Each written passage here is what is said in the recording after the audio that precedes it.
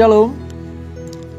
Berjumpa lagi dalam program Bible Study Online CK7, di mana hari ini saudara kita akan melanjutkan pembelajaran kita dari kitab Yeskiel pasal yang ke-25.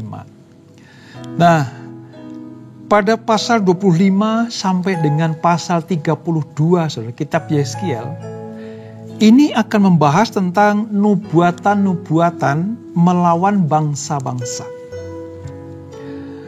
Kalau dari pasal 1 sampai 24, ini bicara tentang bagaimana Allah geram murka kepada umat pilihannya, yaitu Israel, kerajaan utara, dan Yehuda, kerajaan selatan. Allah betul-betul mempersiapkan sebuah didikan yang keras, hukuman yang keras buat bangsa pilihan yang memberontak ini. Nah, ketika Tuhan menghukum bangsa pilihan, ketika Tuhan memberikan sebuah pelajaran penting buat bangsa pilihan ini, ada bangsa-bangsa lain, saudara. Bukannya simpati, bukannya mendoakan supaya kuat, bukannya turut berempati begitu ya. Mereka malah bersuka cita.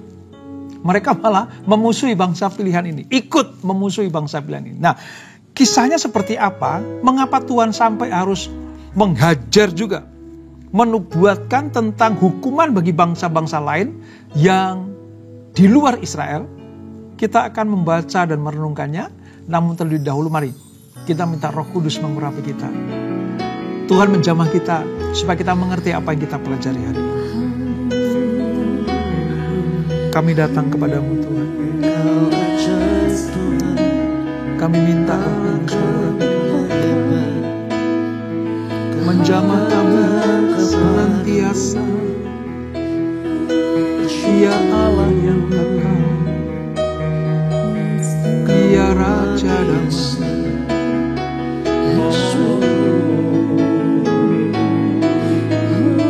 Syukur bagimu, syukur bagimu,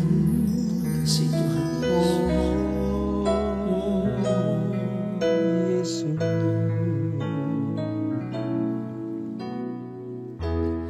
Ujilah aku Tuhan,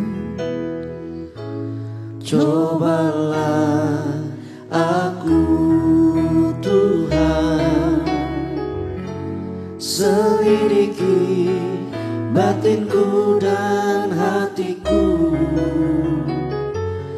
mataku tertuju padamu. Aku cinta padamu Tuhan,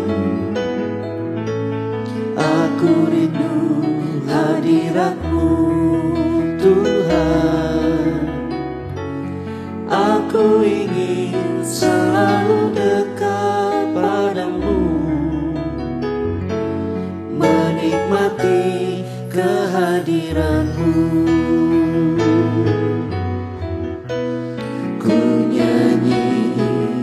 Hosana bagi Rajaku yang duduk di tahta. Aku muliakan dan ku agungkan, Kau layak disembah.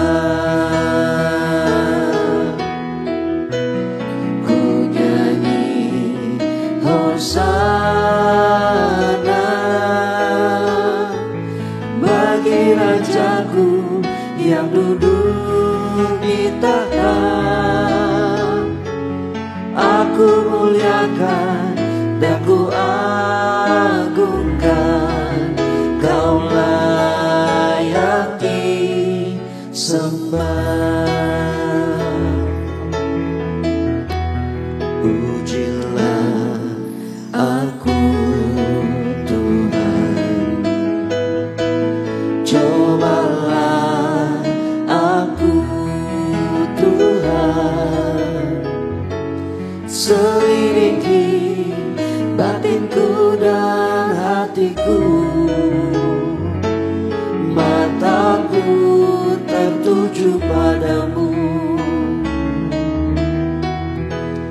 Aku cinta padamu Tuhan. Aku rindu hadirat-Mu Tuhan. Aku ingin selalu dekat padamu, menikmati kehadiran-Mu. Ku nyanyi Hosana bagi Rajaku yang duduk di tahta.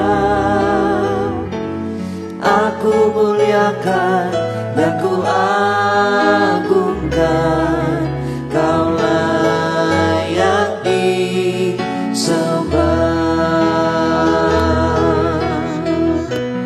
Ku nyanyi Hosana bagi Rajaku yang duduk di tahta. Aku muliakan dan ku agungkan, Kau layak disembah. Kau layak disembah. Kau layak disembah.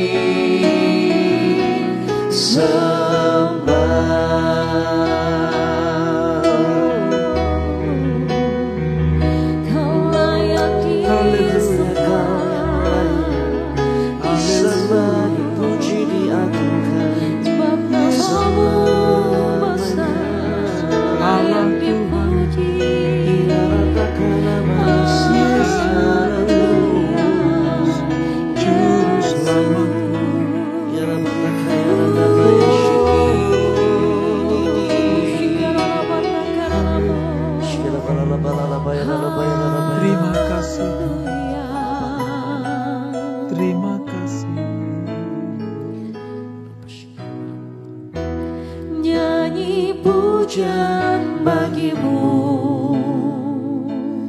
Tuhan, pujian bagimu Tuhan. Nama-Mu besar dan layak dipuji.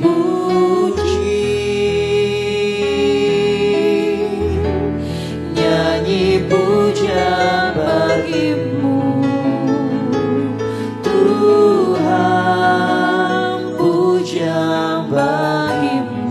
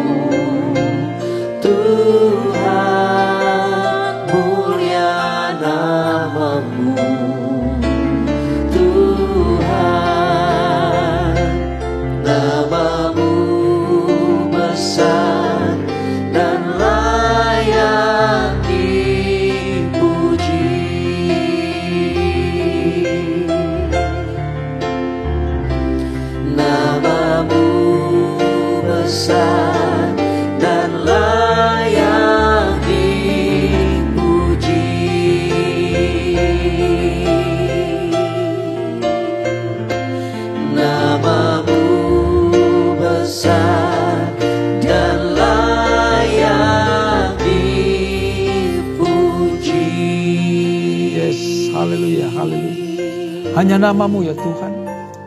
Hanya nama-Mu Yesus yang kami puji, kami sembah, kami agungkan. Sebab Engkau layak dipuji. Engkau Tuhan yang berkuasa, berdaulat atas segala-galanya. Engkau yang menata seluruh kehidupan manusia. Terima kasih Bapa. Terima kasih atas hadirat-Mu, atas lawatan-Mu. Sekarang kami akan melanjutkan pembelajaran kami. Urapi kami Tuhan. Jamah kami. Supaya kami mengerti apa yang Kau firmankan. Dan kami berjalan di dalam kebenaran hidup itu. Dalam nama Yesus. Mari yang siap belajar firman Tuhan. Sama-sama kita katakan. Amin. Amin. Nah saudara, kita akan membaca Alkitab kita Perjanjian Lama. Halaman sekitar 925. Tentang nubuatan-nubuatan melawan bangsa-bangsa. Nah, pasal 25 sampai 32 di kitab Yeskiel, seperti yang saya katakan tadi, ini berupa nubuatan-nubuatan atas hukuman Tuhan bagi bangsa-bangsa non-Israel. Nah, pasal 25 ini, bangsa mana saja yang akan dihukum Tuhan, yang akan dihajar Tuhan. Yang pertama, Bani Amon. Yang kedua, Moab. Yang ketiga, Edom. Dan yang keempat, Filistin. Nah, kisahnya seperti apa saudara? Mari kita baca beberapa ayat yang mewakili 4 bangsa ini yang akan dihajar Tuhan dan dinubuatkan akan dihukum Tuhan. Demikian firman Tuhan. Yeskiel pasal 25. Nubuatan melawan Bani Amon. Datanglah firman Tuhan kepadaku, hai anak manusia, tujukanlah mukamu kepada Bani Amon, dan bernubuatlah melawan mereka.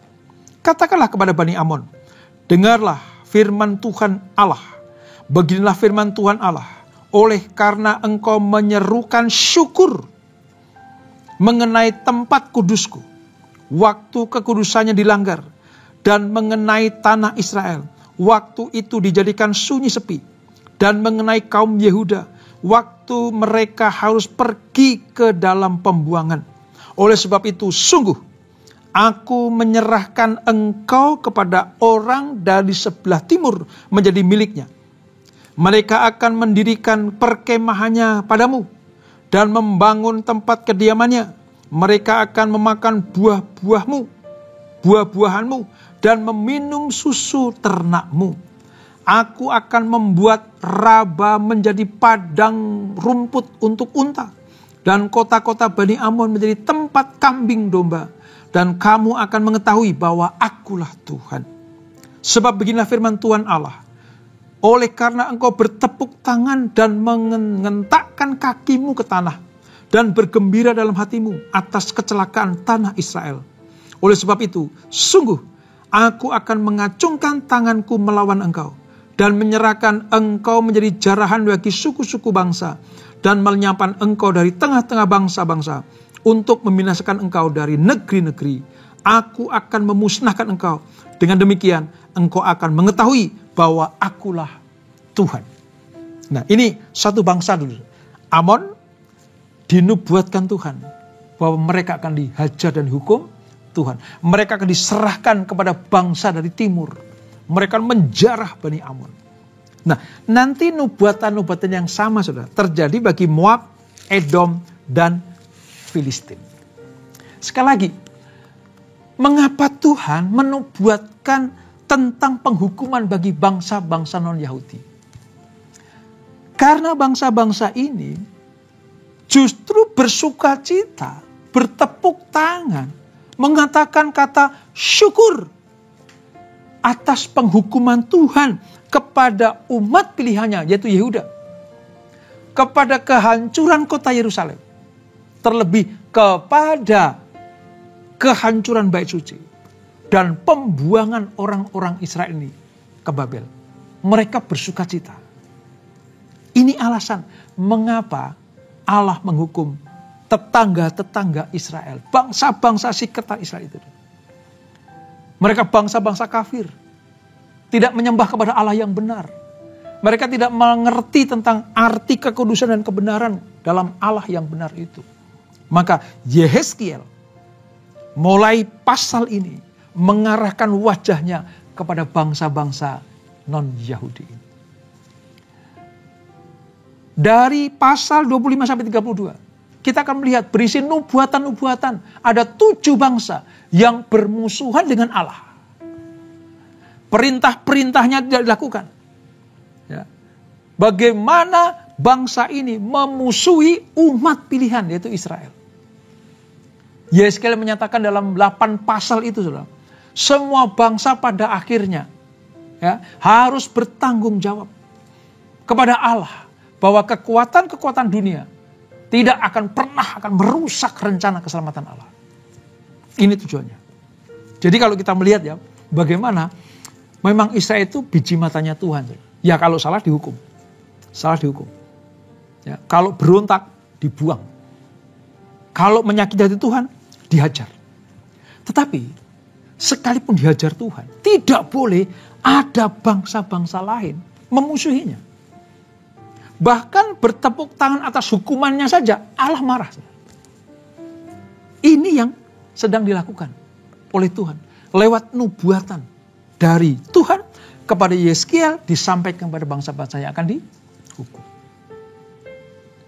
Sekitar Yehuda tidak boleh mereka bersukacita atas hukuman Tuhan buat orang Israel.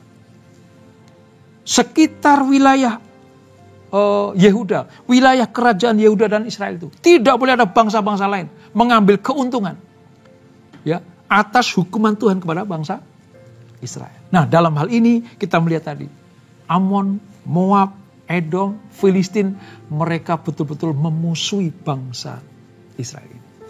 Itulah sebabnya maka Allah menubuatkan hukuman buat mereka. Perlu kita ketahui, saudara, bahwa Bani Amon dan Moab ini sebenarnya keturunan Lot. Kalau kita belajar tentang kitab Kejadian ya, bagaimana Tuhan akan menghukum wilayah Sodom dan Gomora. Di situ ada keponakan Lot. Ya. Nah, waktu Lot keluar dari Sodom dan Gomora, Allah menyelamatkan lewat Abraham. Maka Lot selamat dari hukuman itu lalu beranak pinak, melahirkan Bani Amon dan Bani Moab. Sebenarnya mereka masih saudaranya Israel. Keturunan Lot ini keponakannya Abraham. Abraham itu adalah nenek moyangnya bangsa Israel. Abraham, Ishak, Yakub. Yakub diubah namanya dari Israel. Jadi Israel keturunan Abraham. Sementara Lot itu keponakannya Abraham. Jadi masih saudara. Masih ada ikatan darah. Namun dalam kehidupan iman, percaya dan keagamaannya, mereka jauh berbeda dari saudaranya yaitu Israel itu. Kalau Israel menyembah Allah yang satu, Allah yang Esa atau Echad, menyembah Allah yang dikenal sebagai Adonai Elohenu, Tuhan Allah yang menciptakan segala-galanya, termasuk yang memilih bangsa Israel itu. Israel hanya menyembah Allah yang satu itu. Tetapi keturunan Lot ini, Moab, Amon, ya, nanti orang Edom, orang Filistin, itu mereka menyembah kepada banyak ilah. Mengenal dan menyembah kepada banyak dewa. Ini sudah menyalahi kebenaran. Sebab hanya satu-satunya Allah yang patut untuk dipuja. Satu-satunya Allah, yaitu Allah yang benar, Allah Abraham, Ishak, dan Yakub. Yang perjanjian baru ini kita kenal sebagai Tuhan Yesus Kristus. Dialah satu-satunya pribadi Allah yang harus dipuja, dipuji, disembah. Nah, ketika Tuhan melihat bangsa kafir ini mengambil keuntungan atas hukuman Tuhan kepada bangsa Israel, maka Allah menghukum mereka juga. Mereka ditegur lewat Nabi Yeskiel. Mereka turut mensyukuri aib yang sedang menimpa umat Allah. Ini pelajaran buat kita, saudara. Kalau ada saudara kita, atau katakanlah tetangga kita, teman kita, sahabat kita, rekan kerja kita, rekan pelayanan kita, sedang dihukum Tuhan, sedang didisiplinkan Tuhan, sedang dididik Tuhan dengan keras. Kita sebagai orang-orang terdekatnya, Kita sebagai orang-orang yang ada di sekelilingnya, jangan malah mensyukuri. Syukur kamu. Kamu memang pantas dihukum. Kamu memang layak mendapatkan hukuman itu. Seharusnya kata-kata ini tidak perlu keluar dari mulut kita. Karena mereka adalah kawan kita, sahabat kita, rekan kerja kita, teman sepelayan kita. Harusnya kita ikut prihatin. Kita ikut sepenanggungan. Kita harusnya berdoa supaya apa? Teman kita, sahabat kita itu lolos dari hukuman, lulus dari sanktifikasi. Mereka keluar sebagai pemenang. Untuk apa? Tetap taat. Untuk apa? Tetap setia kepada Tuhan. Bukan malah bertepuk tangan atas hukuman itu. Seperti Israel sedang mendapatkan aib dihukum Tuhan. Bangsa-bangsa sekelilingnya, orang-orang kafir itu bertepuk tangan. Maka Allah juga menghajar mereka. Jangan sampai terjadi, saudara. Kalau ada saudara kita, teman kita, sahabat kita yang sedang dididik Tuhan, didisiplinkan Tuhan, kita berdoa.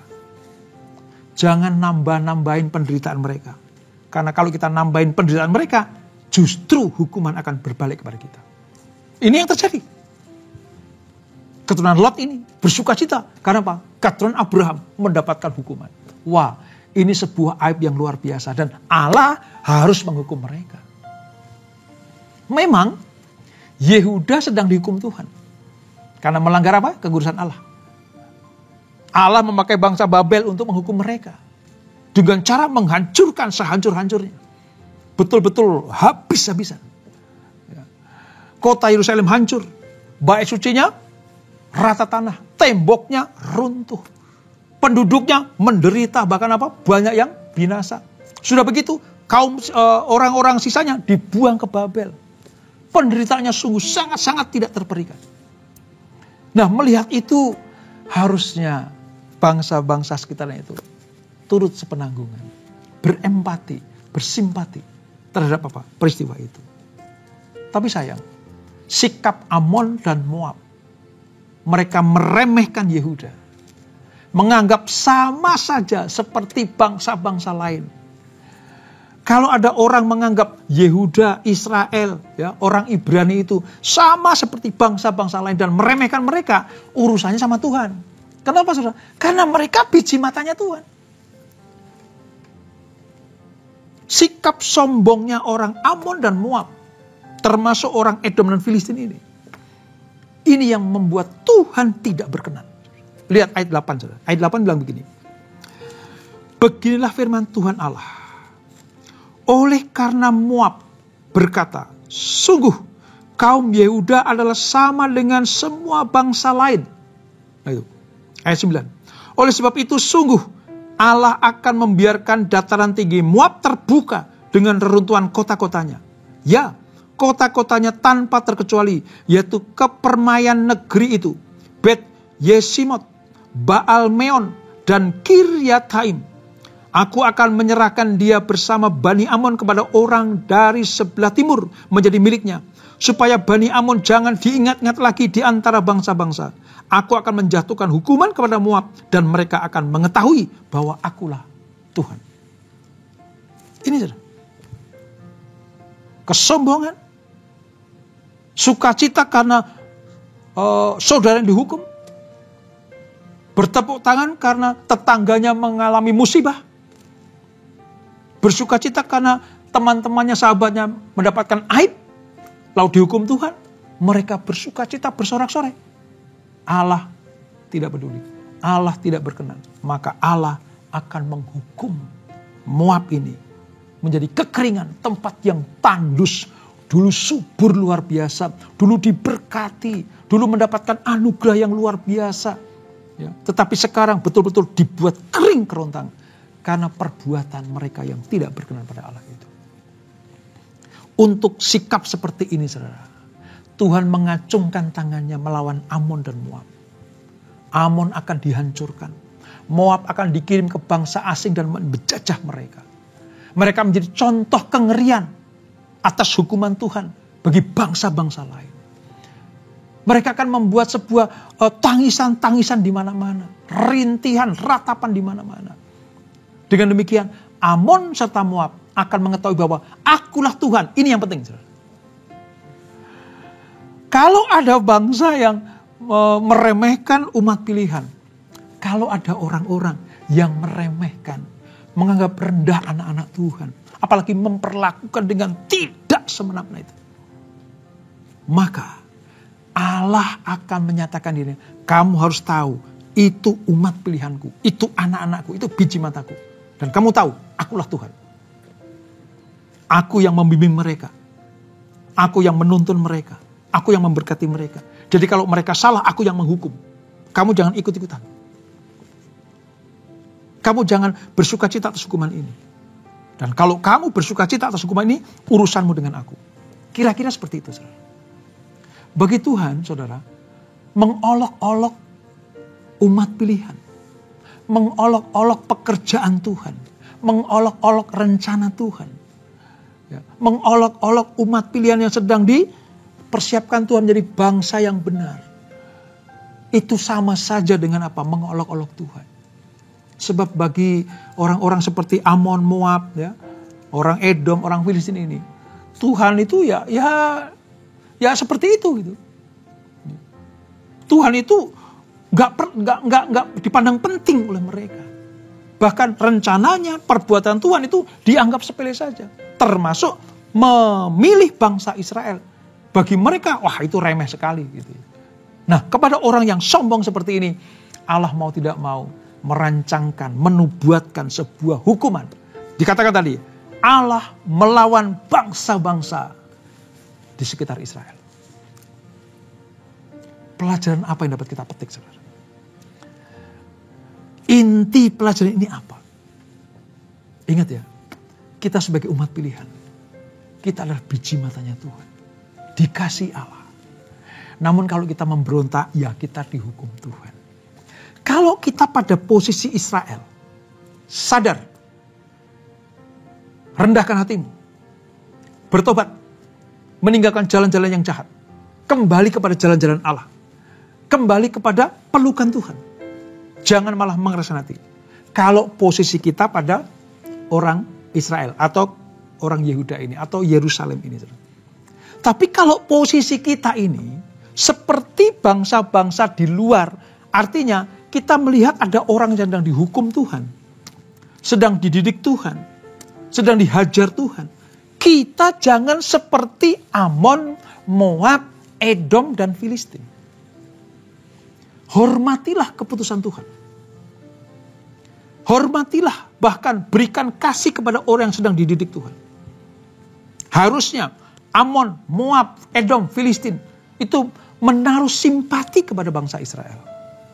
Tapi sayang, sekalipun orang Amon dan Moab ini adalah keturunan Lot yang notabene adalah saudaranya Abraham, yaitu melahirkan Israel, mereka justru senang kalau saudaranya mengalami hukuman. Jangan ya saudara, jangan terjadi. Kita harus berdoa, mohon sama Tuhan, Tuhan kuatkan saudaraku. Ya, mereka sedang dididik Tuhan. Ya, mereka sedang dihajar Tuhan. Ya, mereka memberontak lalu Tuhan menghukum mereka. Aku berdoa, kuatkan mereka. Supaya mereka kuat, supaya mereka tidak dihancurkan Tuhan, supaya mereka bangkit sebagai pemenang. Mereka dilahirkan kembali. Mereka dipulihkan kembali. Mereka mendapatkan anugerah kembali. Kan harusnya seperti itu. Kalau kita melakukan hal seperti itu orang yang dihukum Tuhan akan mendapatkan kekuatan, mendapatkan anugerah. Dan yang kedua, kita tidak dimurkai Tuhan. Ingat firman Tuhan, pembalasan adalah hakku.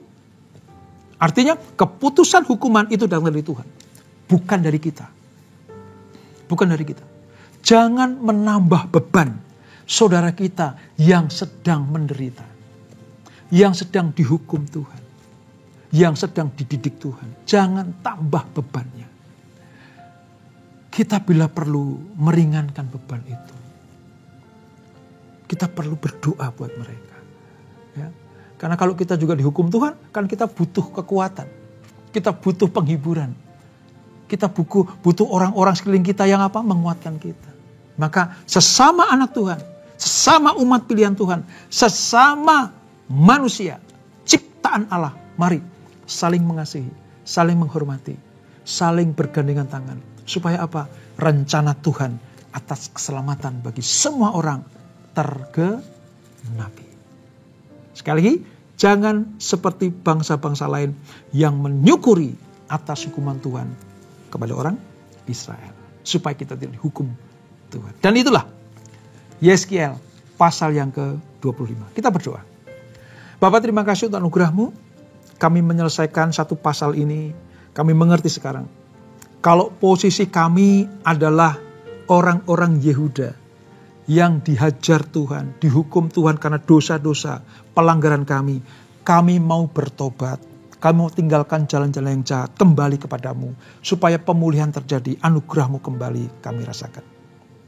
Kalau posisi kami adalah seperti orang-orang Moab, orang-orang Amon, orang Edom, orang Filistin, yang melihat saudara-saudara sedang dididik Tuhan, sedang dihajar Tuhan, sedang dihukum Tuhan, seharusnya kami ikut bersimpati, berdoa, supaya mereka dikuatkan, mereka dipulihkan. Tidak seperti Amon, Moab, Edom, dan Filistin ini. Mereka bersorak-sorak, mereka bersukacita karena hukuman Tuhan atas Israel. Porak-porandanya bait Allah membuat mereka bertepuk tangan. Hancurnya kota Yerusalem, pembuangan orang-orang Yehuda ke Babel, mereka bertepuk tangan. Dan Allah murka kepada mereka. Ampuni kami Tuhan, kalau kami melakukan hal yang sama seperti yang dilakukan oleh Amon, oleh Moab, oleh Edom dan Filistin. Ampuni kami, supaya kami sebagai anak-anak perjanjian, satu dengan yang lain adalah saling mengasihi satu dengan yang lain. Bersaudara, bersahabat. Kami saling mendukung supaya kami dikuatkan. Kami unity dalam Allah. Unity dalam kebenaran itu. Maka berkat Allah pasti dicurahkan buat kami semuanya. Ampuni kami kalau kami melakukan kesalahan-kesalahan itu ya Tuhan. Kami bertobat sungguh kepadamu. Terima kasih Bapak, terima kasih. Sebelum kami tinggalkan acara ini, kami siapkan hati kami terima berkat yang daripadamu. Kekasih-kekasih Kristus arahkan hati kepada Tuhan. Terimalah berkat kasih anugerah dari Allah Bapa yang berlimpah-limpah. Di dalam anak yang tunggal Tuhan Yesus Kristus. Dan persekutuan yang manis dan kudus menyertai kita semuanya. Mulai saat ini sampai Maranatha. Yesus datang yang 2 kali menjemput kita semuanya. Bertemu di awan-awan yang permai. Menikmati kemuliaan kekal sampai selama-lamanya. Yang diberkati, sama-sama kita katakan amin. Amin. Tuhan Yesus memberkati.